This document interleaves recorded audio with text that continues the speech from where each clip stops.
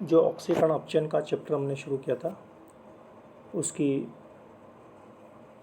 अगली कड़ी के अंदर हम देखेंगे कि जो धातु है वह जब आयन बनाता है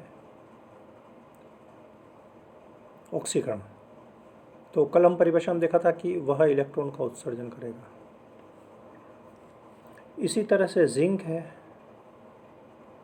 ये कॉपर है, ये भी 2 इलेक्ट्रॉन का उत्सर्जन करेगा। सिल्वर को देखा जाए तो सिल्वर +1 बनाता है और वह 1 इलेक्ट्रॉन का उत्सर्जन करेगा।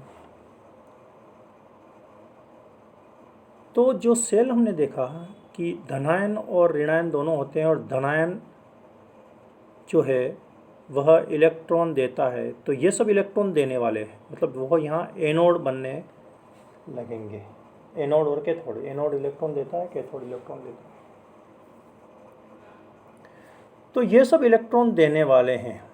अब हम केमिस्ट्री के अंदर सब जानते हैं कि सभी धातु की प्रॉपर्टी अलग अलग होती है, उनका इलेक्ट्रॉनिक विन्यास अलग होता है, उसके अंदर इलेक्ट्रॉन की जमावट अलग होती है। कोई नाभिक के नज़दीक है तो नाभिक ने उसको तेज़ी से पकड़ रखा है, तो उसके इलेक्ट्रॉन्स को निकालने के लिए हमको ज़्यादा ऊर्जा देनी पड़ेगी,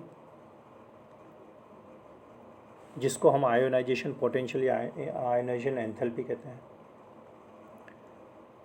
कुछ इलेक्ट्रॉन अर्धपूरित या पूरित कक्षम में पड़े होंगे जहाँ पर भी वो स्थायी विन्यास में होते हैं और वहाँ इलेक्ट्रॉन निकालना मुश्किल होता है, तो वहाँ पर भी इलेक्ट्रॉन निकालने के लिए जो IP या IE आयोनाइजेशन एंथैल्पी या आयोनाइजेशन पोटेंशियल देना पड़ेगा, वो हमको ज़्यादा देना पड़ेगा। तो इलेक्ट्रॉन के बाहर निकलने की जो क्षमता है वह सभी धातु की परमाणु की अलग अलग होगी, और इसी तरह से ये ऑक्सीकरण है, और इसी तरह से अपचयन में जो लेने की प्रवृत्ति है वह भी सभी की क्या होगी, अलग अलग होगी। तो इलेक्ट्रॉन, चूँकि यहाँ विभव बनता है इलेक्ट्रॉन देने और लेने की, जिसको हम आज पढ़ने वाले हैं, और इसको हम एक इलेक्ट्रॉन का जो विभव है उसको हम कहेंगे अर्ध इलेक्ट्रोड विभव, अर्ध अभिक्रिया या half cell single electrode potential, एकल इलेक्ट्रोड विभव, जिसका पूरा डिस्क्रिप्शन आज हमको करना है। तो ये जो इलेक्ट्रॉन देने की प्रवृत्ति है उसको देखते हुए ये पूरा टेबल बनाया गया है कि जिसकी जितनी प्रवृत्ति है उसके हिसाब से उसका सिंगल इलेक्ट्रोड पोटेंशियल बनेगा। ये जो सिंगल इलेक्ट्रोड पोटेंशियल का जो टेबल है, देखिए आप, सभी के विभव किसी के ज़्यादा हैं किसी के कम हैं, और ऊपर इसका टाइटल दिया गया है अर्ध अभिक्रियाओं के अपचयन विभव। इसको अभिक्रिया को अपचयन के संदर्भ में लिया जाता है कि ये जो अभिक्रिया हमने लिखी Zn +2 + 2e, ये ऑक्सीकरण की है, तो इसका विभव जो होता है वह +0.76 वोल्ट होता है। और अगर इसको मैं उल्टा लिखूंगा तो ये साइन भी उल्टा हो जाएगा। अगर मैं इसको यूँ लिखूंगा Zn +2 से Zn, ठीक है, तो ये अभिक्रिया उल्टी हो गई तो ये साइन भी उल्टा हो जाएगा। ये अपचयन कहलाएगा। चूँकि ये टेबल अपचयन में बना हो तो हम सबको अपचयन के रूप में देखना पड़ेगा। और इस टेबल के अंदर ये जो जिंक का दे रखा है वो अंत में दे रखा है, ये जिंक। तो ये सभी के विभव हैं। क्यों विभव अलग अलग हैं? क्योंकि सभी के इलेक्ट्रॉन त्यागने की और इलेक्ट्रॉन ग्रहण करने की कैपेबिलिटी, क्षमता अलग अलग है, तो उनका विभव भी अलग अलग बनेगा। और यह विभव ही मुख्य रूप से कारक है आगे की केमिस्ट्री को चलाने के लिए, जिसको हम आगे देखेंगे। धातु कर्म वगैरह में, धातु निष्कर्षण वगैरह में क्यों एक दूसरे धातु को स्पेसिफिक ही क्यों लिया जाता है, क्यों उत्प्रेरक स्पेसिफिक लिया जाता है, because of these electrode potentials, जिसका पूरा डिस्क्रिप्शन हम देखेंगे। तो इलेक्ट्रॉन लेने और देने का सिस्टम हमारा यहाँ पर जनरेट होगा, ठीक है। अब इस क्रम में हम कुछ इलेक्ट्रोड पोटेंशियल का वर्णन करें। इसके अंदर किसी को हमको स्टैंडर्ड मानना पड़ेगा कि ये जो पैमाना बनाया वो किसके रेस्पेक्ट में पॉजिटिव और किसके रेस्पेक्ट में नेगेटिव है। तो उसके लिए हाइड्रोजन इलेक्ट्रोड का चुनाव किया गया है। हाइड्रोजन का पोटेंशियल माना गया 0। इससे इलेक्ट्रॉन देने की कैपेबिलिटी किसी की ज़्यादा है तो वह पॉजिटिव में जाएगा, और किसी की इलेक्ट्रॉन देने की कैपेसिटी कम है तो वह नेगेटिव में जाएगा। ये आधार माना गया है। और इस आधार के आधार पर ये देखिए यहाँ पर कॉपर का इलेक्ट्रोड पोटेंशियल +0.34 वोल्ट दिया गया है, 0.34 वोल्ट।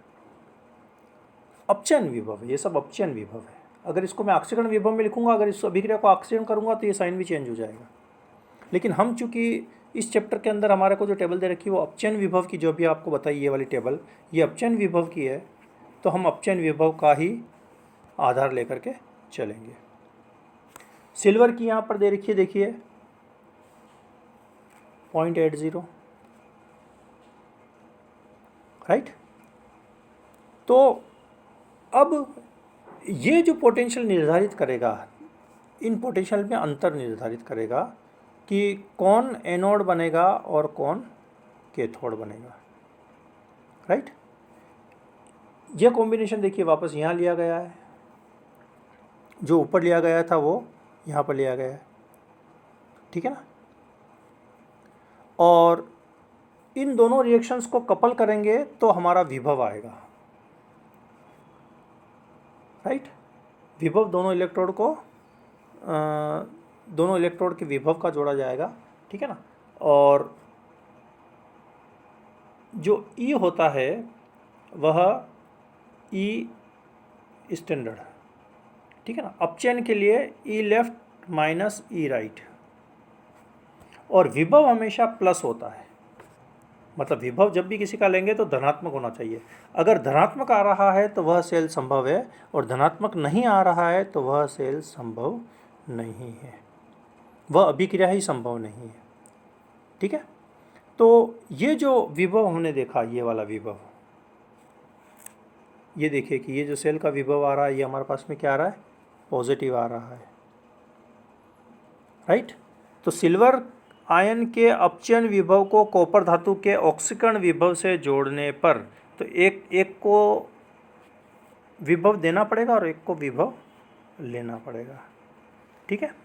तो उसका पोटेंशियल अगर पॉजिटिव आता है तो उसको हम कहेंगे कि वह सेल अभिक्रिया संभव है, और वह सेल अभिक्रिया संभव है तो हम उसको आगे चलेंगे, पॉसिबल है, ठीक है। तो यहाँ पर क्या होगा कि ये जो पॉजिटिव आया इसका मतलब यहाँ पर सिल्वर को हमको बनाना है एनोड और कॉपर को बनाना है हमको कैथोड, तब जा कर के ये रिएक्शन संभव होगी।